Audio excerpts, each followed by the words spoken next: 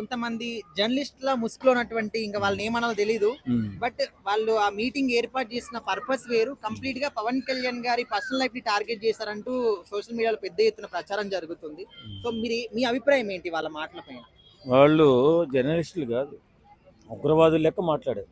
అసలు సంబంధం లేని విషయాలు తీసుకొచ్చి పవన్ కళ్యాణ్ గారిని ఇష్టాసారంగా మాట్లాడారు, సినిమా వాళ్ళని ఇష్టాసారంగా మాట్లాడారు. అంటే సినిమా వాడు చదువుకోటట, తాగుబోతంట, తిరిగిపోతంట, ఎంత హీనంగా మాట్లాడాడంటే ఉచ్చనీచాలు లేవు. వాడి వయసు 70 సంవత్సరాలు ఉంటాయి అదొకటి.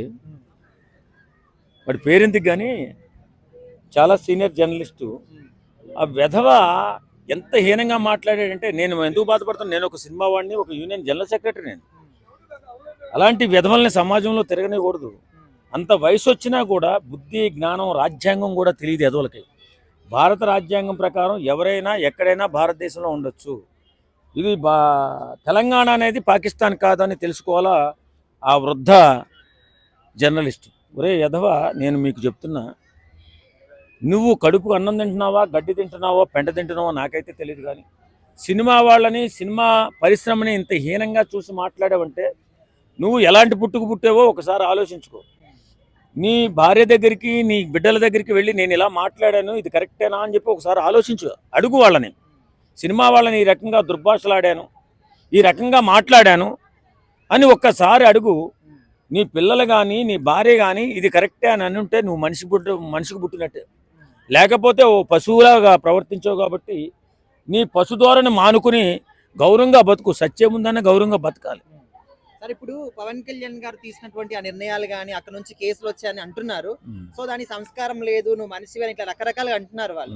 మరి వీళ్ళు మాట్లాడేది సంస్కారమేనా అని అక్కడ ఒక విశ్లేషకుడు ఏం చెప్పాడు, అమిత్ షా గారి దగ్గరికి వెళ్ళి పవన్ కళ్యాణ్ గారు, అలాగే నాదండ్ల మనోహర్ గారు జగన్మోహన్ రెడ్డిని అర్జెంటుగా జైల్లో వేయండి అని అడిగితే అమిత్ షా దెంగులు పెట్టాడు పవన్ కళ్యాణ్ గారికి. పవన్ కళ్యాణ్ గారిని తిట్టాడు.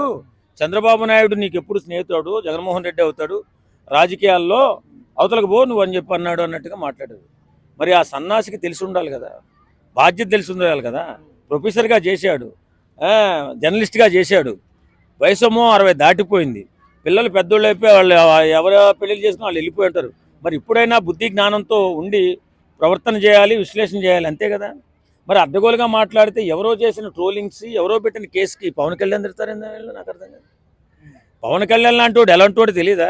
ఇప్పుడు బతుకున్న రాజకీయ నాయకుల్లో ఎవరినైనా పవన్ కళ్యాణ్ లాంటి గొప్ప వ్యక్తిని ఉన్నాను చూపించండి. మీరు జర్నలిస్టులా ఇంత పశుత్వంగా మాట్లాడుతూ, పవన్ కళ్యాణ్ గారి పెళ్ళిళ్ళ గురించి మాట్లాడుతూ, వారి సంస్కారం గురించి మాట్లాడితే ఈ సంస్కారహీనులు నిజంగా జర్నలిస్టులు అంట. వీళ్ళంటే చాలా గొప్పగా తెలంగాణ సాధించిన వ్యక్తులు అంట. ఒరే మీ ముఖాలు ఎప్పుడో కూడా, మేము కూడా తెలంగాణ పోరాటంలో ఉన్నవాళ్ళమే, తెలంగాణ పోరాటం చేసేటప్పుడు చూసిన వాళ్ళమే, తెలంగాణ పోరాటం చేసినప్పుడు మాట్లాడిన వాళ్ళమే. మరి అప్పుడు ఎప్పుడు కనపడలేదు ఈ దరిద్రులు. నాకు అర్థం కాదు. ఈ మధ్యకాలంలో వచ్చి ఏదో దేశాన్ని ఉద్ధరించే వాళ్ళగా అత్తోగి పారదేస్తాం, రానివ్వం, అడుగు పెట్టనివ్వం, గొంతుమే కాలేసి తొక్కేస్తారంట. ఒరే మీలో దమ్మున్న మగాడు ఎవడన్నా ఉంటే పవన్ కళ్యాణ్ ఇంటి గేటుని తాకండి రా. పవన్ కళ్యాణ్ ఇంటి గేటుని తాకి మీరు వెనక్కి రండి, అంతే చాలు. మీరు మగాళ్ళారా బాబు. ఇలాంటి డబ్బా కబుర్లు చెప్పకూడదు. మనం ఏదైనా మన రాష్ట్ర అభివృద్ధి కోసం, మన సమాజం కోసం మాట్లాడి, సమాజ హితం కోసం ఏం చేయాలి, ఎలా చేయాలి, రాష్ట్ర బాగు కోసం మాట్లాడాలా. మన దగ్గర అవకాశం ఉంటే వయసు పెరిగింది కాబట్టి సహాయం చేయాలి 10 మందికి. అంతేగాని ఎదవల్లాగా, మూర్ఖుల్లాగా, నికృష్టుల్లాగా, దరిద్రుల్లాగా మారిపోయి తెలంగాణకి చెడ్డ పేరు తేకండి. తెలంగాణకు ఒక మంచి పేరు ఉంది. ఎందుకంటే అమాయకత్వం మేళమించినటువంటి ఓ అద్భుతమైన మనసున్న మనుషులు అని చెప్పేసి అందరూ అనుకుంటారు. మీరు ఈవేళ వెధవల్లా మారిపోయి తెలంగాణకి చెడ్డ పేరు తీసుకొచ్చి ఏం సాధించాలనుకుంటున్నారు? పవన్ కళ్యాణ్ మీ జోలికి వచ్చాడా? పవన్ కళ్యాణ్ జోలికి వెళ్ళింది ఎవరు? ఆ వ్యక్తి ఎవడైతే విశ్లేషకుడు ఉన్నాడో వాడు పవన్ కళ్యాణ్ జోలికి వెళ్ళాడు. దానికి పవన్ కళ్యాణ్ అభిమానులు హట్టయి మాట్లాడారు. మా పవన్ కళ్యాణ్ అయితే మాట్లాడలేదు కదా. మరి మాట్లాడినప్పుడు అతను తిరిగి క్షమాపణ కూడా చెప్పాడు, నేనే తప్పు చేశానని. మరి అలాంటప్పుడు ఈ రౌండ్ టేబుల్ సమావేశం పెట్టి పవన్ కళ్యాణ్ తిట్టడం గాడిదిల్లారా? కనీసం బుద్ధైనా ఉండాలి కదా. మనుషులా కాదా అని మీరు నాకు అర్థం కాదు. సమాజం పట్ల ఏం బాధ్యత ఉంది మీకు? ఏం బాధ్యత లేదు.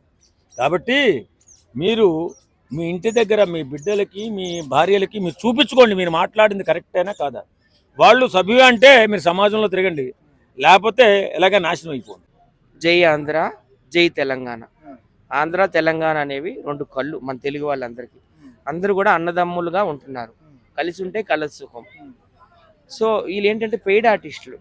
ఎప్పుడు కూడాను పవన్ కళ్యాణ్ గారి మీద, చిరంజీవి గారి మీద, అలాగే చంద్రబాబు నాయుడు గారి మీద, లేకపోతే సీనియర్ ఎన్టీఆర్ మీద, లోకేష్ బాబు మీద ఇప్పుడు విషయం కక్కుతూనే ఉంటారు. వాళ్ళు పెయిడ్ ఆర్టిస్టులు, వాళ్ళ మాటలు పట్టించుకోవాల్సిన అవసరం లేదు. తెలంగాణ ప్రజలు చాలా మంచి వాళ్ళు, ఆంధ్ర ప్రజలు కూడా చాలా మంచి వాళ్ళు. ఇద్దరు కూడా బాయి కలిసిమెలిసి చాలా చక్కగా ఉంటున్నారు. 12 ఏళ్ల క్రితం రెండుగా విడిపోయినాము, అయినా కానీ ఎవరు బ్రతుకు వాళ్ళు బ్రతుకుతున్నారు.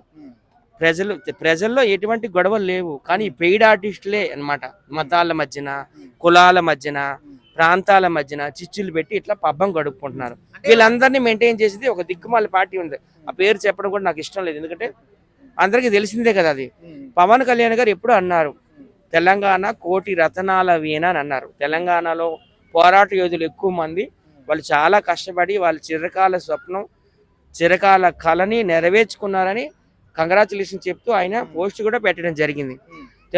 తెలంగాణలో ఎటువంటి విపత్తులు వచ్చినా ముందు వచ్చి నిలబడేది పవన్ కళ్యాణ్ గారు. ఎందుకంటే కరోనా టైంలో కోట్లాది రూపాయలు ఫండ్స్ ఇచ్చారు, అలాగే వరదల టైంలో కోట్లాది రూపాయలు ఫండ్స్ ఇచ్చారు. మొన్న మధ్యన అదే టెంపుల్, అది కొండగట్టు టెంపుల్ కూడాను ఒక 30 కోట్లు 40 కోట్లు ఫండ్స్ తీసుకొచ్చి ఇవ్వడం జరిగింది.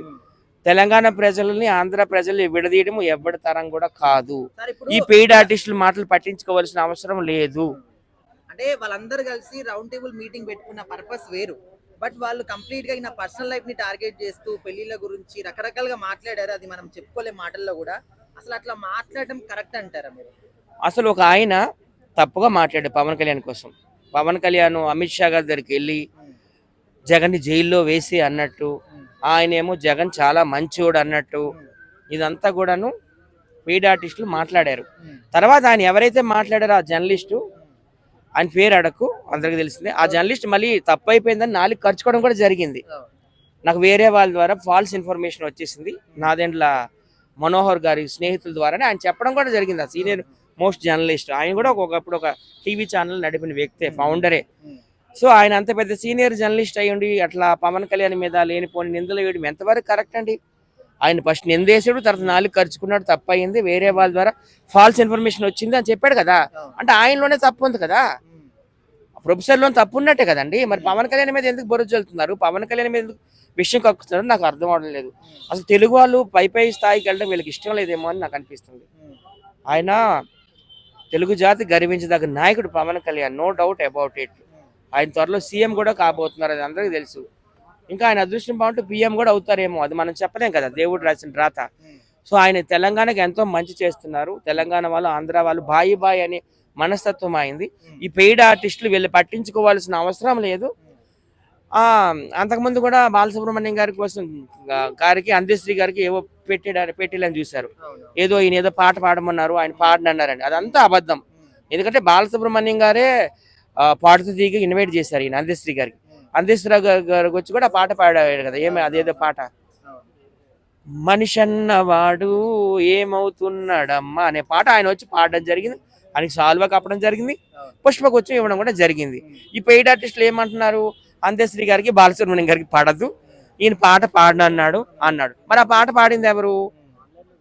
రామకృష్ణ గారు. ఆయన ఆంధ్ర వ్యక్తి కదా, ఈయన బిజీగా ఉన్నాడేమో, ఏం జరిగిందో మనకు తెలియదండి. ఎందుకంటే ఇద్దరు లేరు, ఇద్దరు కూడా ఆకాశంలో ఉన్నారు, మనం ఏం చెప్పలేము. సో ఇట్లానే వీళ్ళు మతాల మధ్యన, కులాల మధ్యన, ప్రాంతాల మధ్యన చిచ్చు పెడుతూ పబ్బం గడుపుకునే పెయిడ్ ఆర్టిస్టులు. వీళ్ళ మాటలు పట్టించుకోవాల్సిన అవసరం లేదు. వీళ్ళు రోడ్డు ఎక్కారంటే వీళ్ళ వెనకాల కుక్కలు వస్తాయి అంతే. అదే పవన్ కళ్యాణ్ గారు వచ్చారా, చిరంజీవి గారు వచ్చారా, చంద్రబాబు నాయుడు గారు వచ్చారా, లోకేష్ గారు వచ్చినట్టయితే, రేవంత్ రెడ్డి గారు కూడా వచ్చినట్టయితే లక్షలాది మంది జనం వస్తారు. సో వాళ్ళకి జనాలు వస్తారు, ఈ పెయిడ్ ఆర్టిస్టులకి కుక్కలు వస్తాయి అంతే, అదే తేడా. పట్టించుకోవాల్సిన అవసరం లేదు. ఎప్పటికి కూడాను ఆంధ్ర వాళ్ళు తెలంగాణ వాళ్ళు బాయి ఈ బంధం విడిపోకూడదు. ఓకే, జై ఆంధ్ర, జై తెలంగాణ.